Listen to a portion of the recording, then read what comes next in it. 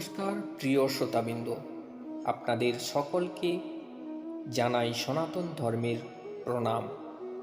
আজ আমরা আলোচনা করব এক অসাধারণ দেবতার সম্বন্ধে, যার নাম শুনলেই মনে পড়ে যায় সৃজনশীলতা, স্থাপত্য আর দেবশিল্পের কথা। তিনি হলেন স্বয়ং ভগবান বিশ্বকর্মা।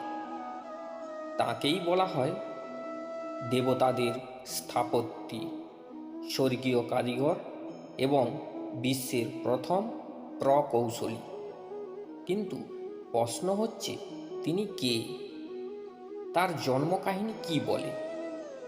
কোন কোন মহাশক্তি অস্ত্র ও দেবালয় তিনি নির্মাণ করেছিলেন?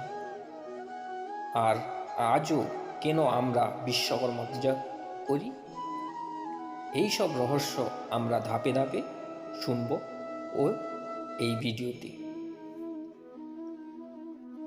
ভগবান বিশ্বকর্মা শুধু একজন দেবতা নন, তিনি হলেন বিশ্বস্রষ্টা, ব্রহ্মার পর সৃষ্টির দ্বিতীয় কারিগর।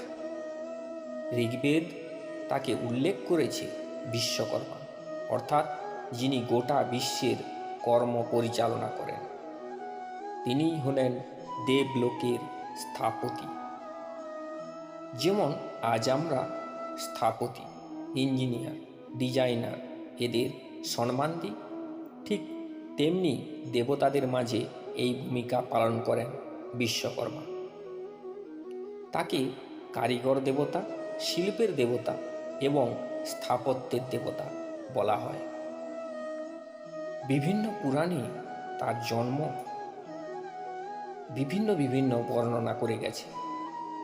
ঋগ্বেদে বলেছে তিনি সর্বব্যাপী স্রষ্টার অংশ, যার থেকেই পৃথিবী, আকাশ ও প্রাণীর সৃষ্টি হয়েছে। শিবপুরাণে বলা হয়েছে তিনি ব্রহ্মার সন্তান। কোথাও বলা হয় তিনি ভৃগু ঋষির বংশধর।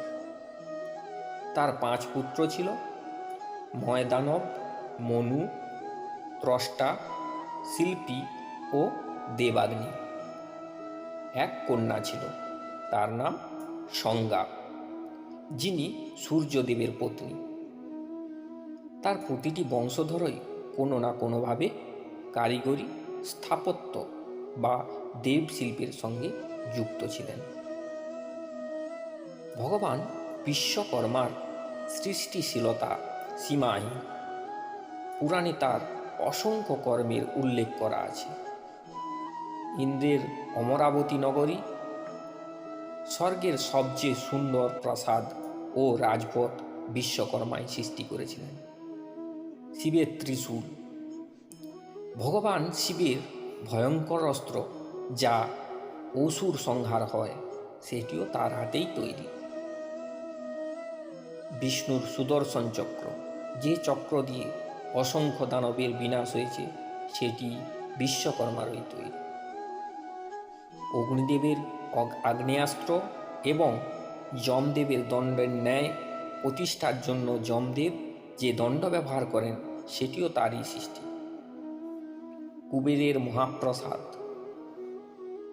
ধনের দেবতা কুবেরের অট্টালিকা তিনিই গড়েছিলেন। লঙ্কা নগরী, রাক্ষস রাজ রাবণের সোনার লঙ্কা নগরী নির্মাণ করেছিলেন তিনি, সেই বিশ্বকর্মা। রামসেতু নির্মাণে সহায়তা করেছিলেন, কৌশল শিখিয়েছিলেন স্বয়ং বিশ্বকর্মাই। রামায়ণ অনুযায়ী বানর সেনাকে সেতু বন্ধন করার কৌশল শিখিয়েছিলেন। এখানে দেখা যায় দেবতা, অসুর, মানুষ সবার জন্যই তিনি কাজ করেছেন। তাই তাকে বলা হয় সার্বজনীন স্থাপত্যি। প্রতি বছর ভাদ্র সংক্রান্তি, অর্থাৎ ভাদ্র মাসে যে সংক্রান্তি, সেই ভাদ্র সংক্রান্তি সাধারণত 17ই সেপ্টেম্বর প্রতি বছর এই বিশ্বকর্মা পূজা পালিত করা হয়। এই দিনটিকে বলা হয় কারিগরি সমাজের উৎসব। কাঠমিস্ত্রি, লৌহ শিল্পী, সোনার কারিগর, রাজমিস্ত্রি, টেকনিশিয়ান, ইঞ্জিনিয়ার, এমনকি ছোট ছোট দোকানদার সবাই এই পুজো করে থাকেন। এই দিনটিকে অনেকে বলেন কারিগরদের নববর্ষ। কারখানা, দোকান, কার্যালয়, ওয়ার্কশপ সব কিছু সাজানো হয়। এই পুজো আসলে কর্মজীবী মানুষকে নতুন করে উৎসাহ দেয়।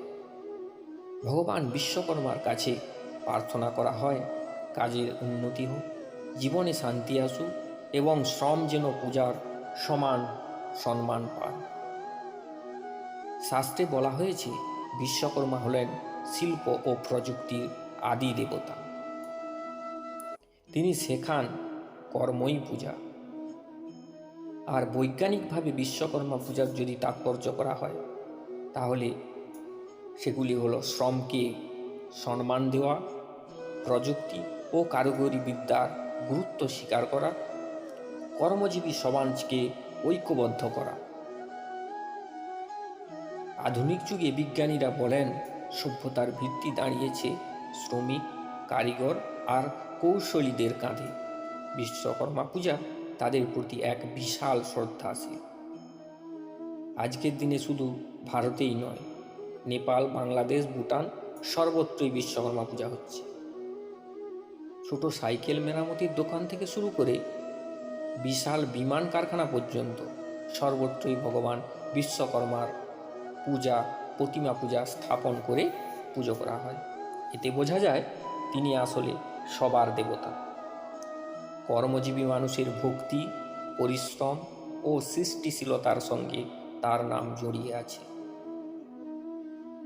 প্রিয় শ্রোতাবৃন্দ, ভগবান বিশ্বকর্মা আমাদের শেখান ভক্তি, শ্রম আর সৃষ্টিশীলতার মধ্যে লুকিয়ে আছে ভগবানের রূপ। আজকে যদি ভক্তির চোখে দেখা যায় তবে কাজই পূজা হয়ে ওঠে। তাই বিশ্বকর্মা পূজার আসল বার্তা নিজেকে কর্মের ভগবানের আরাধনা হিসাবে দেখা। ভগবান বিশ্বকর্মার কৃপায় আমাদের জীবন হোক সমৃদ্ধ, কর্ম হোক সফল আর অন্তর হোক ভক্তিতে পূর্ণ। এখানেই শেষ করলাম আজকের এই গুরুত্বপূর্ণ পর্বটি। তো ভিডিওটি যদি ভালো লেগে থাকে অবশ্যই লাইক এবং কমেন্টে আপনারা কিভাবে বিশ্বকর্মা পুজো পালন করেন সেটা লিখতে ভুলবেন না। আর চ্যানেলে যারা নতুন আছেন তারা অবশ্যই সাবস্ক্রাইব করতে ভুলবেন না, কারণ আমাদের চ্যানেলে এই ধরনের ভিডিও প্রতিনিয়ত আসতেই থাকে। ফিরে আসবো আবারও একটি নতুন এপিসোড নিয়ে। ততক্ষণের জন্য সবাই সুস্থ থাকবেন, ভালো থাকবেন। সবাই হাত জোড়ো করে বলবেন জয় মা দুর্গা।